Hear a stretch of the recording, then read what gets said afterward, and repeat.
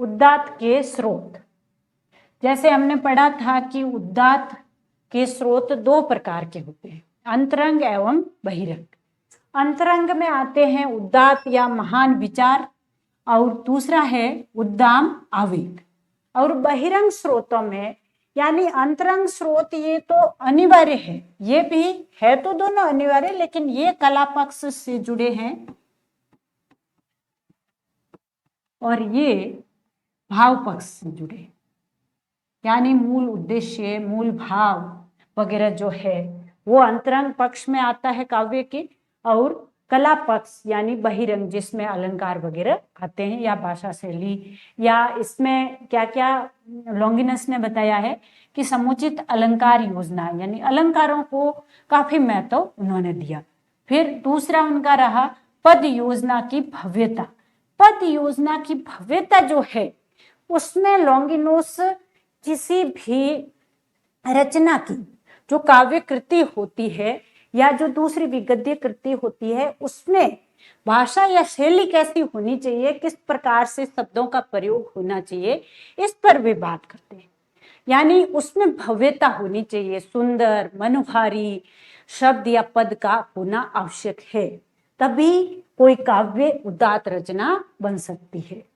और रचना की गरिमा में ये सारे के सारे उदात्त विचार, उद्दाम भावावेग, समुचित अलंकार योजना और पद योजना की भव्यता, ये चारों जो स्रोत है उदात्त के, उन चारों का संतुलन होगा तभी कोई रचना पूर्ण रूप से उदात्त को प्राप्त करेगी। ये बात रचना की गरिमा या गरिमामय रचना विधान में संतुलन के बारे में लॉन्गिनस खुद बताते हैं कि ये चारों जो है उदात्त विचार, उद्दाम भावावेग, समुचित अलंकार योजना और पद योजना की भव्यता, इन चारों का संतुलन जितना श्रेष्ठ होगा उतनी ही कोई काव्य कृति श्रेष्ठ रचना कहलाएगी। इस प्रकार से आज पहले हमने देख लिया था कि उदात्त विचार और उद्दाम आवेग का क्या महत्व है, किस प्रकार से ये उदात्त के स्रोत है। आज हम बात करेंगे बहिरंग पक्ष के उदात्त के स्रोत, समुचित अलंकार योजना से शुरू करते हैं। समुचित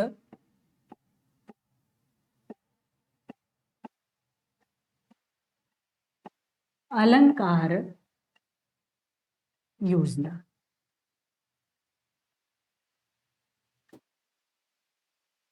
यानी अलंकारों को लॉन्गिनस ने विचार और भावावेग, महान विचार कहा था और दूसरा कहा था भावावेग, इन दो स्रोतों के बाद तीसरे नंबर पर अलंकार को महत्व दिया। यानी लॉन्गिनस के यहाँ पर अलंकार काफी प्रभावशाली रहे, उन्होंने अलंकारों को काफी महत्व दिया। यानी तीसरे स्थान पर विचार और भावावेग के बाद उदात्त के स्रोत के रूप में लॉन्गिनस के यहाँ तीसरे स्थान पर आते हैं अलंकार। और अलंकार के बारे में वे क्या कहते हैं कि अलंकार केवल साधन है, अलंकार केवल साधन है, साध्य नहीं। अर्थात आप जो काव्य कृति, वो कहते हैं कि आप जो काव्य कृति लिख रहे हो या रचना लिख रहे हो उसमें अगर आपने लक्ष्य बना लिया अलंकारों का विवेचन, तो वो रचना उदात्त को प्राप्त नहीं कर सकती। लेकिन अगर अलंकारों का इतना समुचित प्रयोग किया जाए कि वे अलंकार काव्य के सौंदर्य में वृद्धि करें, वे साधन के रूप में हो जिनसे काव्य सौंदर्य में वृद्धि हो, तो वे अलंकार उचित होंगे। और अगर साध्य बना दिया तो लॉन्गिनस कहते हैं कि अलंकार फिर उपयोगी नहीं रहेंगे। तो उन्होंने अलंकारों के बारे में क्या कहा कि अलंकार साधन है, साध्य नहीं। साध्य तो किसी विचार की स्थापना होगी, कोई भी काव्य कृति लिखी जाती है तो उसमें कोई जो मूल विचार है, जो मूल भाव है, उसकी स्थापना करना किसी का साध्य रहता है। तो अलंकार है वे साधन के रूप में उसका सहयोग करते हैं, उस विचार को आगे बढ़ाने में, उसके सौंदर्य में वृद्धि करने में। अपने जो भारतीय काव्य शास्त्र में भी अलंकारों के बारे में कहा गया है कि अलंकार काव्य के सौंदर्य में वृद्धि करते हैं या आभूषण का काम करते हैं, शोभा बढ़ाने का काम करते हैं, वैसे ही लॉन्गिनुस भी अलंकारों को कहते हैं कि वे शोभा बढ़ाने का काम करेंगे अगर उन्हें उचित रूप से प्रयोग में लाया जाए या बिल्कुल निश्चित तौर पर प्रयोग में लाया जाए। ऐसे नहीं अलंकारों का अतिरेक कर दिया तो रचना की जो काव्य दृष्टि है उस पर गलत प्रभाव पड़ेगा और वह सर्वश्रेष्ठ या उदात्त कृति नहीं कहलाएगी। इसलिए उन्होंने कह दिया कि अलंकार केवल साधन है, साध्य नहीं। और अगर अलंकारों को हमने लक्ष्य मान लिया, उन्होंने क्या कहा कि अलंकारों को लक्ष्य मान लिए जाने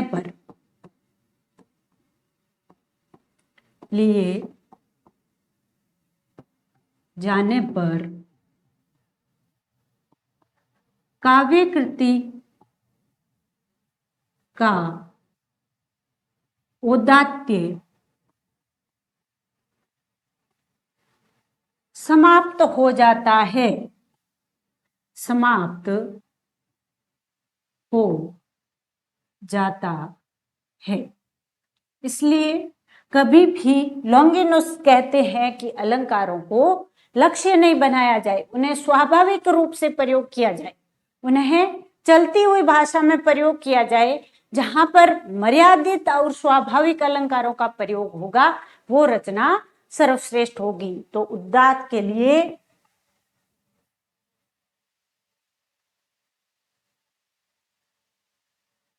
मर्यादित एवं संतुलित अलंकार प्रयोग आवश्यक है। लॉन्गिनुस हर बात में मर्यादा की स्थापना करते हैं। जिस भावावेग की बात की तो भी उन्होंने कह दिया कि भाई संतुलित भावावेग होना चाहिए, ऐसे नहीं हम अपनी मर्जी से भावावेग में कुछ भी लिखते जा रहे हैं। संतुलन और मर्यादा या नैतिकता को लॉन्गिनुस ने अपने जो आलोचनात्मक सिद्धांत है उसमें बहुत अधिक महत्व दिया। अब जो बात लॉन्गिनुस ने की कि अलंकार साधन है, साध्य नहीं, वही बात अपने यहाँ पर जो ध्वनिवादी आचार्य है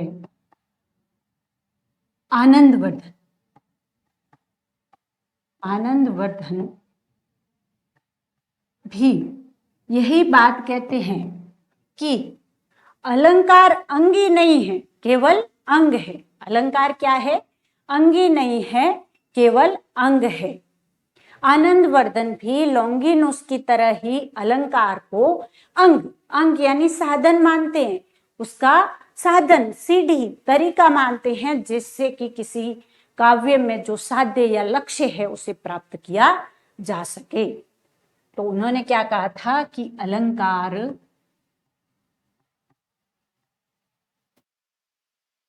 अंग है, अंग यानी साधन है, साध्य या फिर अंगी नहीं।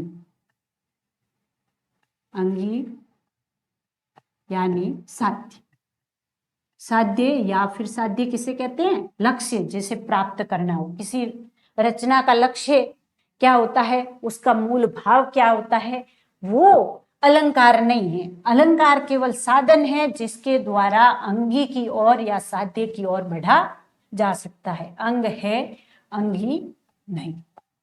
ये बात आचार्य आनंदवर्धन ने ध्वनिवादी विचार रखते हुए की थी और यही बात लॉन्गिनस ने भी की है कि अलंकार साधन है, साध्य नहीं। इस प्रकार से अलंकारों के मर्यादित प्रयोग पर भारतीय काव्य शास्त्र में भी पर्याप्त बल दिया गया है और लॉन्गिनस के यहाँ पर भी पर्याप्त बल दिया गया है। उन्होंने क्या कहा कि अलंकार से, लॉन्गिनस कहते हैं कि अलंकारों से मानव मन में एक विशिष्ट भूख जो है उसकी तृप्ति होती है। मानव मन में एक विशिष्ट भूख रहती है। जब किसी रचना कृति को पढ़ा जाता है तब मनुष्य ये सोचने लगता है कि इससे मुझे कुछ आनंद आए, आश्चर्य से आनंद आए, आश्चर्य मिश्रित आनंद आए। इस प्रकार की भावना को पूर्ण करने का काम लॉन्गिनुस के अनुसार अलंकार करते हैं। वे क्या कहते हैं कि अलंकार से मानव मन के हृदय की विशिष्ट भूख मिट जाती है। लॉन्गिनुस खुद कहते हैं कि अलंकार मानव मन के हृदय की एक विशिष्ट भूख, विशिष्ट प्रकार की भूख, एक विशिष्ट भूख की तृप्ति करते हैं, तृप्ति करते हैं। वो भूख कौन सी है? आनंद मिश्रित, आनंद मिश्रित आश्चर्य।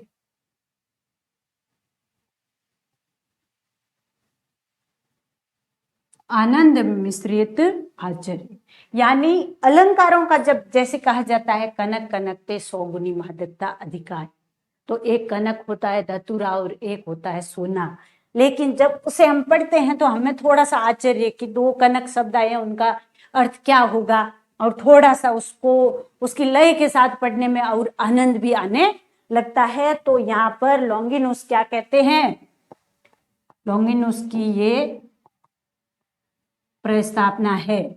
उन्होंने कहा है कि अलंकार मानव मन के हृदय की एक विशिष्ट भूख की तृप्ति करते हैं, और वो विशिष्ट भूख क्या है? आनंद मिश्रित आश्चर्य। यानी अलंकारों के प्रयोग से हमारे मन में जो एक विशिष्ट भूख रहती है आनंद प्राप्ति की और आनंद के साथ साथ विस्मय की, उस भूख को मिटाने का काम काव्य में अलंकार करते हैं। ये बात कही। इसके साथ ही साथ लॉन्गिनुस ने अलंकारों के परछन्न प्रयोग, यानी बिल्कुल कम हिसाब से परछन्न प्रयोग पर बल दिया। लॉन्गिनुस ने अलंकारों के परछन्न प्रयोग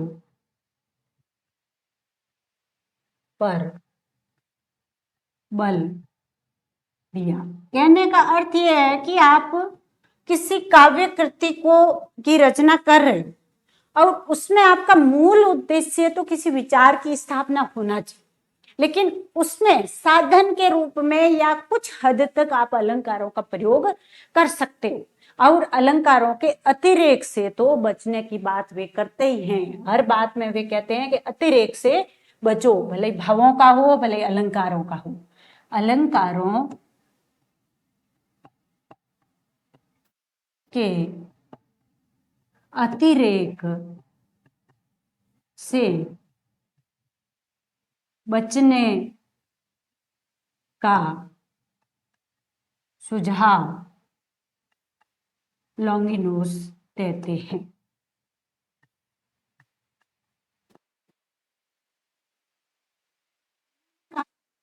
कह दिया कि आप अलंकारों का प्रयोग कीजिए, लेकिन संतुलित और मर्यादित होना जरूरी है।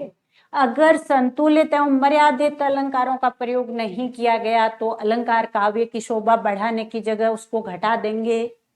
इस वजह से हमेशा अलंकारों का संतुलित प्रयोग करना जरूरी है, परछन्न प्रयोग ही करना है। मुख्य रूप से अलंकारों का वर्णन ही करते चले गए तो फिर हमारी काव्य कृति श्रेष्ठ नहीं हो सकती। यह बात लॉन्गिनुस ने की। अब हम बात करते हैं कि लॉन्गिनुस ने अलंकारों के प्रकार कैसे बताए, बांटा गया है। अलंकारों के 2 वर्ग है। 2 वर्ग कौन कौन से हैं? अलंकार, अलंकारों के 2 वर्ग। लॉन्गिनुस ने अलंकारों के 2 वर्ग किए। विचारा अलंकार, विचारा अलंकार और दूसरा था शब्दा अलंकार। अब जो विचार अलंकार है, विचार अलंकार अर्थ अलंकार को ही उन्होंने कहा। जो अर्थ अलंकार होते हैं उन्हीं को उन्होंने विचार अलंकार कहा था। अर्थ अलंकार यानी वे काव्य पंक्तियां जो अर्थ के आधार पर काव्य की शोभा बढ़ाती है, ऐसे शब्द या ऐसे अलंकारों का प्रयोग जो अर्थ के आधार पर शोभा बढ़ाए तो अर्थ अलंकार या विचार अलंकार में आएगा, और शब्द के आधार पर जहां काव्य की शोभा बढ़ती है वहां पर शब्द अलंकार आएंगे। ये तो हो गए अलंकारों के दो वर्ग। अब हम बात करते हैं कि लॉन्गिनुस ने अपने जो पेरियोप्सिस था उसमें कितने प्रकार के और कौन कौन से अलंकारों का किस प्रकार से प्रयोग किया, उसमें मुख्य अलंकार कौन से थे। बहुत सारे अलंकारों का उन्होंने प्रयोग किया होगा, अलंकार योजना नाम दिया है, और उनका 16 से 29 तक पूरे प्रकरण है, अध्याय है, वो पूरे के पूरे अलंकारों से जुड़े हुए हैं। तो उन्होंने अलंकार तो ज्यादा ही बताए होंगे, लेकिन कुछ मुख्य अलंकारों की हम बात करते हैं। तो लॉन्गिनुस की पेरियोप्सिस जो है, पेरियोप्सिस में आए मुख्य अलंकार। मुख्य अलंकार कौन कौन से थे जिनको पेरियोप्सिस में लॉन्गिनस ने विवरण दिया। पहला अलंकार था विस्तारण, विस्तारण नाम का अलंकार। दूसरा सप्तोक्ति, तीसरा प्रश्नालंकार। पहला था विस्तारण, दूसरा सप्तोक्ति, शपथ लेना, शपथ जो ली जाती है सप्तोक्ति, और तीसरा जो अलंकार है उनका था प्रश्न से जुड़ा हुआ अलंकार, प्रश्न अलंकार। प्रश्न अलंकार, प्रश्न अलंकार। और चौथा, पांचवा, छठा, चौथा, पांचवा और छठे अलंकार पर उन्होंने रखा। चौथे पर था विप्रेय या व्यतिकरण, पांचवें पर पुनरावृत्ति और छठे पर सिन वाक्य। यानी इन अलंकारों के नाम कुछ हम पढ़ लेंगे, समझ लेंगे, तो जब हमारे सामने लॉन्जाइनस के अलंकारों के नाम आएंगे तो हम इन्हें भूलेंगे नहीं। तो चौथा अलंकार है विप्रेय, पांचवा है पुनरावृत्ति और छठा है चिन्ह वाक्य। विप्रेय या व्यतिकरण, पुनरावृत्ति और छिन्न वाक्य। छिन्न वाक्य, विप्रेय, व्यतिक्रम, पुनरावृत्ति, चिन्ह वाक्य, प्रत्यक्षीकरण, संचयन, सार, रूप परिवर्तन, पर्यायोक्ति, इस प्रकार से 11 अलंकारों का उन्होंने नाम दिया। 11 अलंकार थे। 11 में 7 नंबर पर उनका आता है प्रत्यक्षीकरण, फिर आता है संचयन, प्रत्यक्षीकरण और संचयन। 2 या 3 के टुकड़ों में याद किया जा सकता है।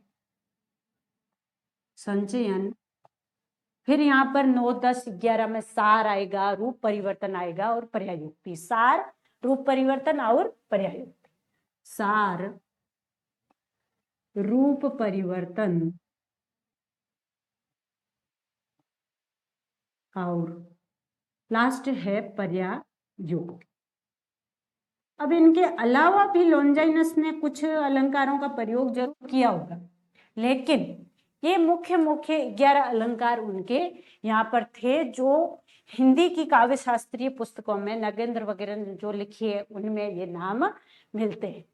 तो ये विप्रेय, पुनरावृत्ति, छिन्न वाक्य, प्रत्यक्षीकरण, इस प्रकार के जो अलंकार बताए उन्होंने, उन अलंकारों के अलावा भी लॉन्जाइनस के यहाँ अलंकार रहे होंगे, लेकिन ये नाम थोड़े ज्यादा प्रसिद्धि प्राप्त है। इन अलंकारों का लॉन्जाइनस ने अपने पेरियोप्सिस में विस्तृत वर्णन किया है।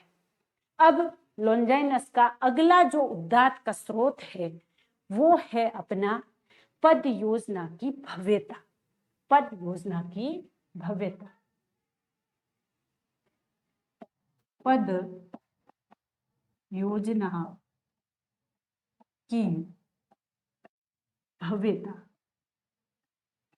लॉन्गिनुस कहते हैं कि भाई आप कितना ही अच्छा आपके पास विचार है, भावावेग के साथ भी काव्य रचना कर रहे हो और आप अलंकारों का भी उचित प्रयोग कर रहे हो, समुचित प्रयोग कर रहे हो, लेकिन अगर आपके पास उचित शब्दों का चयन नहीं है, उचित पदों का आप चयन नहीं कर पाते हो, तो भी आपकी रचना औदात्य युक्त नहीं होगी। औदात्य युक्त रचना करने के लिए पद योजना भी भव्य होना आवश्यक है, पद योजना की भव्यता आवश्यक है।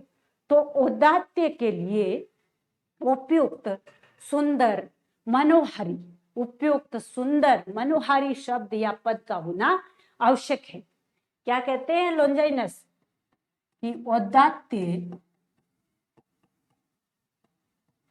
के लिए उपयुक्त मनोहारी सुंदर रमणीय पद योजना या शब्द चयन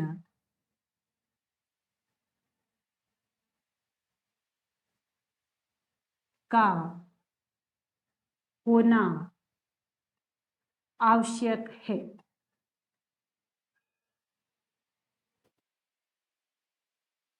लॉन्गिनुस ने पद योजना की भव्यता को भी उद्गात का एक मुख्य स्रोत माना है। 5 स्रोतों में से ये चौथा स्रोत है पद योजना की भव्यता, यानी शब्दों का जो चयन हमारे द्वारा कविता लिखने में किया जाता है उसका भी मुख्य योगदान रहता है रचना को औदात्यपूर्ण बनाने के लिए। अगर भाव सुंदर है, भावावेग भी है, विचार भी सुंदर है, लेकिन किसी रचना में सुंदर शब्दों का चयन नहीं हुआ है तो वो रचना उतनी औदात्यपूर्ण नहीं होगी। यानी सुंदर विचारों एवं भावों से युक्त रचना में भी सुंदर शब्द चयन या पद चयन आवश्यक है, आवश्यक है। यानी उचित जगह पर उचित शब्दों का या उचित पदों का प्रयोग किया जाएगा तभी कोई रचना है वो सर्वश्रेष्ठ या औदात्यपूर्ण बन सकती है, उसके बिना नहीं बन सकती। और अगली बात लॉन्जाइनस जो मुख्य बात कहते हैं वो ये है कि भाषा हमेशा, भाषा या शैली हमेशा प्रसंगानुकूल होनी चाहिए। कैसी होनी चाहिए? प्रसंगानुकूल होनी चाहिए। ये बात बड़ी इंपॉर्टेंट है कि कोई भी प्रसंग चल रहा है उस प्रसंग के अनुकूल अगर भाषा का प्रयोग होता है, जैसे नाटक चलते थे, नाटकों में जब दासी का रोल आता है तो उसमें ग्राम्य अपभ्रंश वाली, पुराने नाटकों में अपभ्रंशीय भाषा का प्रयोग होता था, तो उसका कारण ये है कि उसका औदात्य उससे बढ़ता है, उस भाषा शैली के प्रयोग से उस रचना का औदात्य बढ़ता है, क्योंकि वह पात्र उसी भाषा में बोला होगा। अब कोई राजा की भाषा है तो उसमें वीरता झलकेगी, कोई दासी की भाषा है तो वो अलग टाइप की होगी, अलग अलग भाषा अलग अलग व्यक्ति बोलता है। इस वजह से भाषा या शैली को हमेशा प्रसंग के अनुकूल होना चाहिए। प्रसंग के अनुकूल यानी जैसा प्रसंग है उसके अनुकूल भाषा होनी चाहिए। जैसे इसी को हम कह सकते हैं कि भाई पद चयन है वो प्रकरण के अनुकूल हो। जैसे अगर हमारे पास प्रकरण गुरु गंभीर है, प्रकरण गुरु गंभीर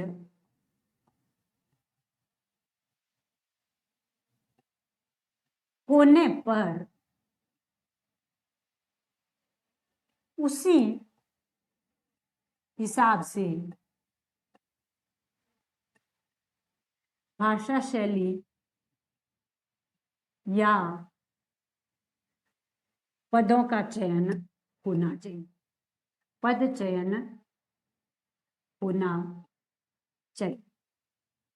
और भाषा अगर नहीं, अगर हमारा प्रकरण छोटा सा है, सरल सा है, प्रकरण छोटा सा और सरल सा है, तो उस प्रकरण के लिए अगर हमने गुरु गंभीर भाषा का प्रयोग कर लिया छोटे सरल प्रकरण के लिए, तो वो ना तो सामने वाले को समझ में आएगी और ना वो प्रसंगा अनुकूल होगी। उसके लिए लॉन्गिनोस एक बड़ा अच्छा उदाहरण देते हैं कि अगर हमारी भाषा प्रसंग के अनुकूल नहीं हुई तो कहीं सरल पात्र जो सरल भाषा की मांग है प्रसंग की उनके अनुसार भाषा नहीं आई तो क्या होगा कि वो भाषा वैसी ही लगेगी जैसे किसी छोटे से बच्चे को बड़ा सा मुकुट पहना, किसी छोटे से बच्चे को बड़ा सा मुकुट पहना दो तो वो कैसा लगेगा, वैसे ही वो भाषा लगेगी। अर्थात कह सकते हैं कि जब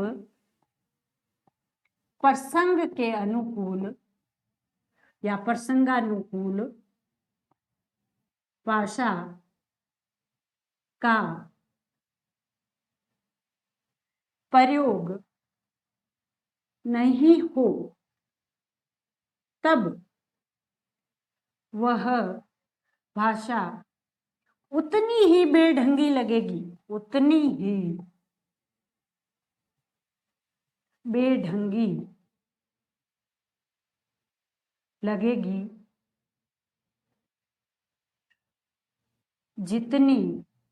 जितना किसी छोटे बच्चे के सिर पर या मुख पर बड़ा सा मुकुट, बड़ा सा मुकुट, बड़ा सा मुकुट। कहने का अर्थ ये है कि अगर हम भाषा का उचित प्रयोग नहीं करेंगे कि जहां प्रसंग के अनुकूल भाषा का प्रयोग करना है वहां नहीं कर रहे हैं, बेढंगे तरीके से करेंगे तो वो वैसा ही लगेगा जैसा कि किसी छोटे से बच्चे को बड़ा सा मुकुट पहना दिया गया। इस प्रकार भाषा के बारे में लॉन्गिनस कहते हैं कि उचित पद या शब्द चयन से ही आपकी रचना औदात्यपूर्ण हो सकती है। उचित पद चयन से ही कोई रचना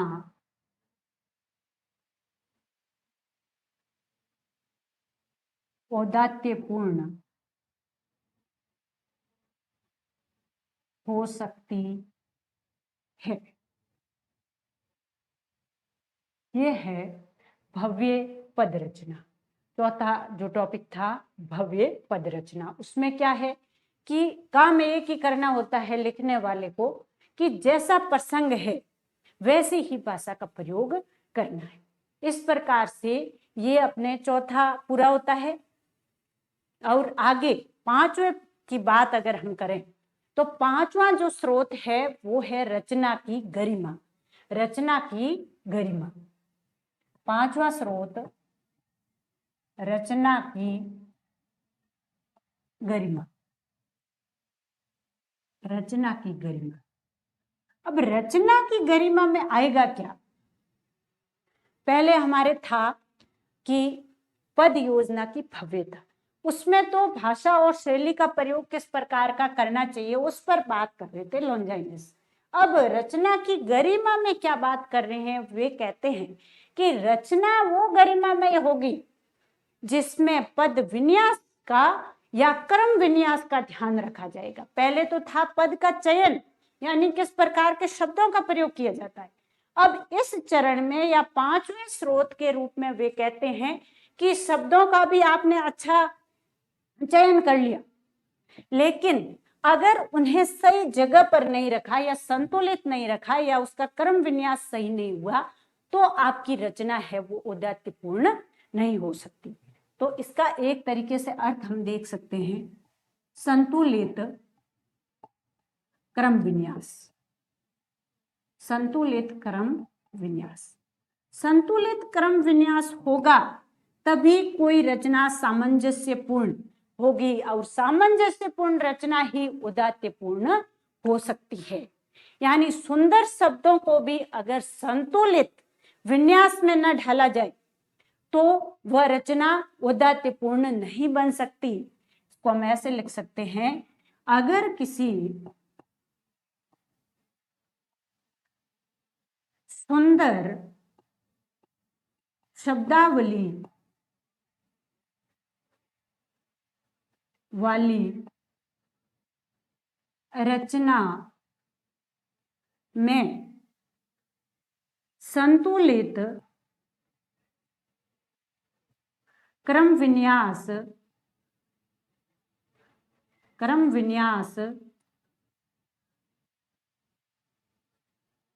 का प्रयोग नहीं करें तो वह रचना औदात्यपूर्ण नहीं हो सकती, पूर्ण नहीं हो सकती। अब अपने को ये बात देखनी है कि ये जो पांचवा स्रोत है, उचित पद या नहीं रचना की गरिमा, इसमें जो क्रम विन्यास की बात हो रही है वो क्रम विन्यास है किसका? इस लास्ट वाले या अंतिम वाले जो स्रोत है उदात्त के, उसमें लॉन्जाइनस बात कर रहे हैं। पहले जो चार स्रोत हमने पढ़े उन्हें संतुलित रूप से प्रस्तुत करने की बात करते हैं।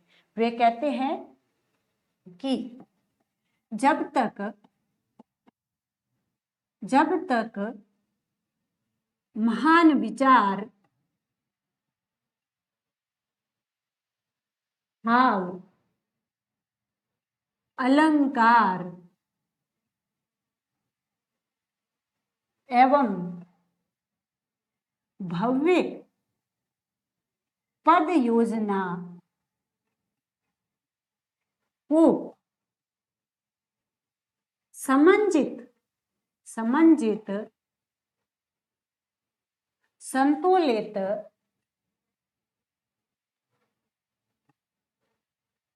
करके न प्रस्तुत किया जाए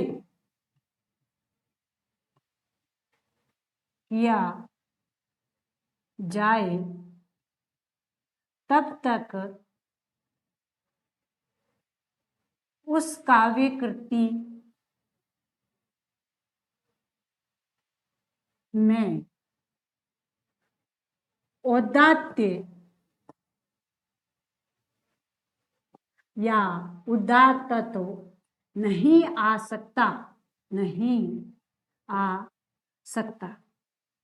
यानी कहने का अर्थ यह है कि रचना की गरिमा नामक पांचवें स्रोत में लॉन्गिनुस ने जो पहले के चार स्रोत है, महान विचार, भाव, अलंकार और भव्य पद योजना, उन चारों तत्वों के उचित सामंजस्य एवं संतुलन की बात की है कि आपके पास ये चार स्रोत तो है जिससे आप कोई काव्य रचना कर रहे हो, कोई कृति लिख रहे हो, लेकिन आपने उन शब्दों को उचित संतुलित रूप से नहीं रखा, कौन सा शब्द कहाँ रखना है इस बात का ध्यान नहीं रखा, तो आपकी रचना सर्वश्रेष्ठ नहीं हो सकती।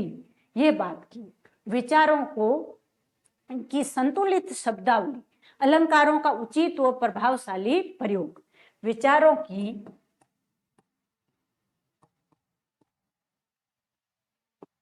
उचित शब्दावली अलंकारों का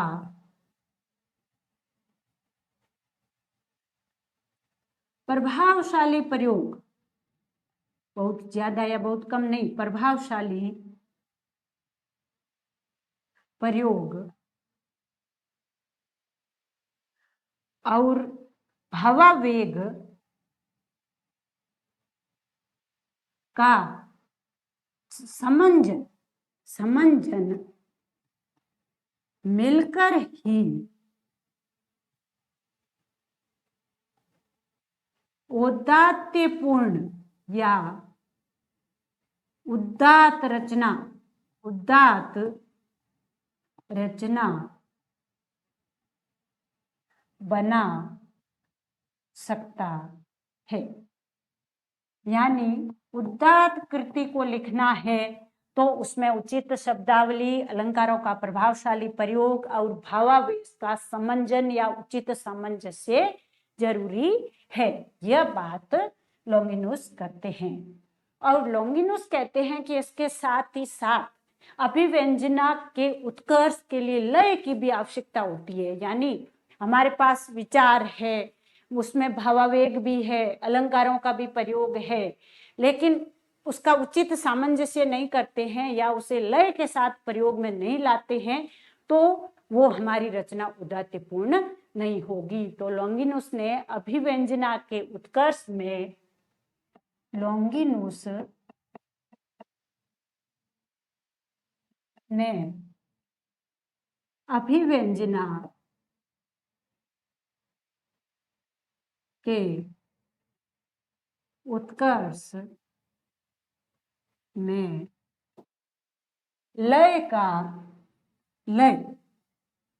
लय यानी तारतम्यता, लय का विशेष महत्व स्थापित किया। और जहां पर भी वे किसी को स्थापित करते हैं वहां पर उसकी मर्यादा साथ में जरूर जोड़ते हैं। वे कहते हैं कि लय का भी मर्यादित व शिष्ट प्रयोग होना चाहिए, शिष्ट प्रयोग होना चाहिए। लय का भी मर्यादित एवं संतुलित या शिष्ट प्रयोग होना चाहिए। और लय उनके अनुसार पद्य और गद्य दोनों में हो सकती है। तो पद्य है यानी कविता है, पद्य प्लस गद्य दोनों में लय हो सकती है, लय दोनों में हो सकती है। ये नहीं है कि केवल पद्य में होगी, पद्य में ज्यादा रहेगी, लेकिन गद्य में भी तारतम्यता जो रहती है, जो विचारों की तारतम्यता रहती है, जो शब्दों के माध्यम से जिसे हम पढ़ पाते हैं, उसके लिए भी लॉन्गिनस कहते हैं कि संतुलित लय अपने साहित्य में होनी चाहिए। इस प्रकार से लॉन्गिनस ने ये उदात्त के 5 स्रोत बताए जिनके आधार पर एक सर्वश्रेष्ठ काव्य कृति की रचना हो सकती है, या साहित्य का कोई भी व्यक्ति अपनी रचना को जब करता है तब उसे इस उदात्तपूर्ण सिद्धांत को जरूर पढ़ लेना चाहिए। ऐसा इस सिद्धांत को पढ़ने के बाद हमें महसूस होता है। अब हम लॉन्गिनस के इन उदात्त स्रोतों के बारे में कुछ प्रश्नोत्तरी पर बात करते हैं।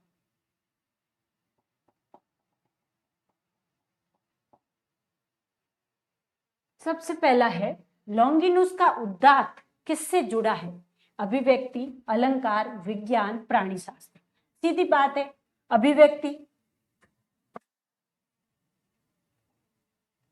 अभिव्यक्ति से जुड़ा है। लॉन्गिनस का उदात्त सिद्धांत किससे जुड़ा हुआ है? अभिव्यक्ति से। अभिव्यक्ति के प्रकर्ष की बात वे हमेशा करते हैं। किसके प्रकर्ष की? उत्कर्ष की। किसकी? अभिव्यक्ति। अभिव्यक्ति का उत्कर्ष ही औदात्य है। असंगत छांटिए, उदात्त अन्य शूद्र त्रुटियों के बावजूद साहित्य को महान बना देता है। यानी और आपके अंदर कितनी ही शूद्र त्रुटियां हैं, लेकिन आपका उद्देश्य अगर सर्वश्रेष्ठ है, आपके मन में उदात्त का भाव है, ऊंचाई का भाव है, श्रेष्ठता का भाव है, तो अन्य कमियां आपकी ढक जाएगी, ऐसा लॉन्जाइनस कहते हैं और बिल्कुल सत्य बात है। फिर है लॉन्गिनुस की दृष्टि व्यवहारिक व मनोवैज्ञानिक थी, बिल्कुल सही है। व्यवहारिक, हमने पूरा सिद्धांत पढ़ा तो कहीं भी ऐसा लगा ही नहीं कि हम कोई ऐसे सिद्धांत पढ़ रहे हैं, ऐसा लगा जैसे कुछ हमारे जीवन से जुड़ी हुई, हमारे साहित्य से जुड़ी हुई, हमारे काम की चीजें हम पढ़ रहे हैं, उनके बारे में जान रहे हैं। लॉन्गिनुस की दृष्टि ये हो गया, प्लेटो के लिए साहित्य विरेचक था, नहीं। प्लेटो के लिए साहित्य क्या था? प्लेटो के लिए साहित्य क्या था? उपदेशक था। साहित्य उपदेशक था, नहीं उत्तेजक। उपदेशक भी नहीं था, उत्तेजक था, उत्तेजना प्रदान करने वाला था, उत्तेजक। यानी वहां पर प्लेटो की कुछ धारणाएं गलत हो गई थी कि कला जो है वो लोगों को उस समय जो एथेंस वाली वो बातें जुड़ती है, उनसे प्लेटो के मन में एक धारणा आई कि कला मनुष्य को उत्तेजित करती है और इस वजह से वो गलत रास्ते पर जा सकता है। तो उस समय कला का साहित्य एक हिस्सा था, इसलिए प्लेटो ने कहा कि साहित्य उत्तेजक है। लेकिन आगे जब प्लेटो की और बातें जब अंदर से पढ़ते हैं तब वे कुछ और स्थापनाएं भी करते हैं। लॉन्गिनुस उद्दात का मूल स्रोत मानते हैं। लॉन्गिनुस ने उद्दात का मूल स्रोत माना। प्रतिभा, विचार विमर्श, प्राचीन कवियों की उक्तियां, अभ्यास। देखो मूल स्रोत की बात हो रही, किसकी बात हो रही है? मूल स्रोत। मूल स्रोत उन्होंने नैसर्गिक प्रतिभा को माना था। किसको माना था? नैसर्गिक प्रतिभा को। यानी जिस व्यक्ति में प्रतिभा है वो उदात्तपूर्ण कृति की रचना कर सकता है और प्रतिभा को विकसित करने के लिए पुरानी रचनाओं को, पुराने साहित्य को पढ़ करके या अभ्यास करके भी ज्ञान अर्जित कर सकता है। लॉन्जाइनस ने उद्दात के बहिरंग स्रोत कितने माने? बहिरंग टोटल कितने माने थे? 5, और उसमें से 2 थे अंतरंग और 3 थे बहिरंग। तो हमें पता है अलंकार और भव्य पद योजना और रचना की गरिमा, ये 3 जो अंतिम स्रोत है वो बहिरंग है, और 2 पहले वाले महान विचार और उद्दाम आवेग वे दोनों अंतरंग हो गए। लॉन्गिनुस के अनुसार उद्दात है। लॉन्गिनुस के अनुसार उद्दात क्या है? उदात्त वाणी का उत्कर्ष है और कांति है, वैशिष्ट्य है, उपरोक्त सभी है। लॉन्गिनुस के अनुसार उदात्त वाणी का उत्कर्ष है, कांति है और वैशिष्ट्य है, सभी है। अलंकार योजना के संबंध में लॉन्गिनुस के अनुसार असंगत कथन है। कैसा कथन? असंगत, मतलब गलत कथन। कौन सा? विपर्य, सप्तोक्ति, प्रश्न अलंकार इत्यादि अलंकारों का वर्णन लॉन्गिनुस ने किया। हमने देखे थे विपर्य का नाम आया था जिसका दूसरा नाम व्यतिक्रम है, सप्तोक्ति का भी आया था, प्रश्न अलंकार का भी आया था, तो ये तो बिल्कुल सही है। अलंकार पाठक को आनंद प्रदान करने वाला हो, चमत्कार प्रदर्शन वाला नहीं, बिल्कुल सही बात है। अलंकार कैसे होने चाहिए? पाठक को आनंद प्रदान करने वाले होने चाहिए। लॉन्गिनुस अलंकारों के पर्यटन सहित प्रयोग के समर्थक है। पर्यटन सहित प्रयोग नहीं, पर्यटन रहित। लॉन्गिनुस कहते हैं कि जब आप अलंकारों का प्रयोग साहित्य में करो तब पढ़ने वाले को अचानक से पता नहीं चले कि भाई यहाँ पर अलंकारों का भी प्रयोग हुआ है। वो तो है अलंकार, नहीं तो आप चमत्कार प्रदर्शन के लिए प्रयत्न सहित प्रयोग करते हो तो ये गलत बात होगी, उदात्तपूर्ण रचना नहीं होगी। लॉन्गिनुस किस प्रकार की आलोचना दृष्टि रखते हैं? किस प्रकार की रखते हैं? स्वच्छंदतावादी। उन्होंने कहा था कि भाई मैं रूपकों के बंधन को नहीं मानता। उन्होंने एक बात कही थी कि मैं रूपकों के बंधन को नहीं मानते। लॉन्गिनुस रूपकों के बंधन को नहीं मानते, अर्थात पद रचना में किसी प्रकार का कोई बंधन स्वीकार नहीं करते, मुक्त अवस्था को महत्व देते हैं, इसलिए उन्हें स्वच्छंदतावाद के ज्यादा नजदीक माना गया और उनकी आलोचना दृष्टि स्वच्छंदतावादी मानी गई। लॉन्गिनुस ने पद शैली को किस रूप में स्वीकार किया? एक रस, प्रसंगानुकूल, रूपक बंध सहित। रूपक बंध सहित उन्होंने नहीं माना, रूपक के बंधों से रहित माना, यानी कोई भी मुक्त पद आप लिख सकते हो, रूपक को पूरी तरह से बंद रखना कोई जरूरी नहीं है। उन्होंने कहा कि आप रूपक बंध रहित रचना कर सकते हो। तब एक रस भी नहीं होनी चाहिए। उन्होंने कहा था कि भाषा शैली, बहुत इंपॉर्टेंट बात कही थी कि भाषा शैली प्रसंगानुकूल होनी चाहिए, और जब जब प्रसंग बदले तब तब भाषा एवं शैली में परिवर्तन होना चाहिए, परिवर्तनशील होनी चाहिए। परिवर्तनशील अपनी मर्जी से नहीं, प्रसंग के अनुसार, प्रसंगानुसार। उन्होंने कहा कि जब प्रसंग बदलता है तब उस पद की भाषा और शैली भी या पद रचना भी बदलनी चाहिए। तो एक रस नहीं माना। लॉन्गिनस ने पद शैली को किस रूप में स्वीकार किया? प्रसंग के अनुकूल। पद शैली कैसी होनी चाहिए? प्रसंग के अनुकूल होनी चाहिए। अगला है असंगत कथन है। लॉन्गिनुस ने रूपकों का बंधन स्वीकार नहीं किया। बिल्कुल सही बात है, रूपकों का बंधन स्वीकार नहीं किया, तभी तो इन्हें स्वच्छंदतावादी आलोचक कहते हैं। दूसरी बात है, पद योजना की भव्यता पर बल दिया। पद योजना की भव्यता पर ही बल दिया था, तभी पद योजना या शब्दों का चयन भव्य होगा, तभी उदात्त की रचना हो पाएगी। प्रकरण गुरु गंभीर होने पर हल्की फुल्की शैली का प्रयोग करना चाहिए। नहीं, प्रकरण भारी भरकम है तो शैली भी भारी भरकम प्रयोग होनी चाहिए। ये बात की थी लॉन्गिनुस ने। आगे है रचना की गरिमा, जो अंतिम स्रोत है उसके संबंध में असंगत क्या है? लॉन्गिनुस सम्यक पद विन्यास पर जोर देते हैं। बिल्कुल देते हैं, सम्यक पद विन्यास पर बल, सही बात है। काव्य का हर अंग अलग अलग ही अधिक शोभा देता है। नहीं, जिस प्रकार से लॉन्गिनुस कहते हैं कि हमारा संपूर्ण